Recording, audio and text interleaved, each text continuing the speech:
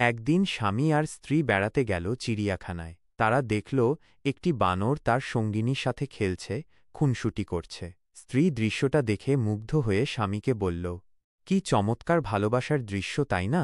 এরপর তারা গেল সিংহের খাঁচার কাছে। দেখল সিংহ খাঁচার একপাশে চুপচাপ বসে আছে। সিংহীটাও অদূরে অন্যদিকে ফিরে বসে আছে। স্ত্রী দেখে বলল, আহরে, ভালোবাসার কি নির্মম পরিণতি! স্বামী এতক্ষণ চুপচাপ স্ত্রীর পাশে হাঁটছিল। এবার নীরবতা ভঙ্গ করে বললেন।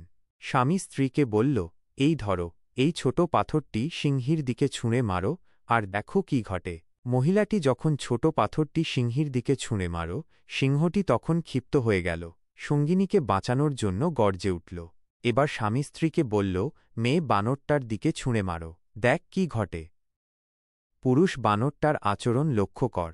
স্ত্রী ছোট পাথরটি বানরীর দিকে ছুঁড়ে মারো। দেখা গেল ছুঁড়ে মারার আগেই স্ত্রী বানরটা নিজের আত্মরক্ষার্থে ছুটে পালিয়ে গেল। সঙ্গিনীর দিকে একবার ফিরেও তাকাল না। স্বামী বলল, মানুষ তোমার সামনে যা প্রকাশ করে তা দেখে প্রভাবিত হয়ে যেও না। অনেক মানুষ আছে যারা তাদের বানোয়াট, লোক দেখানো আবেগ অনুভূতি প্রকাশ করে অন্যকে প্রতারিত করে।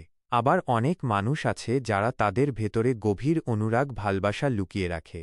আর বর্তমানে এই সিংহদের চেয়ে বানরদের সংখ্যাই বেশি, আর মানুষ এই বানরদেরকেই পছন্দ করে।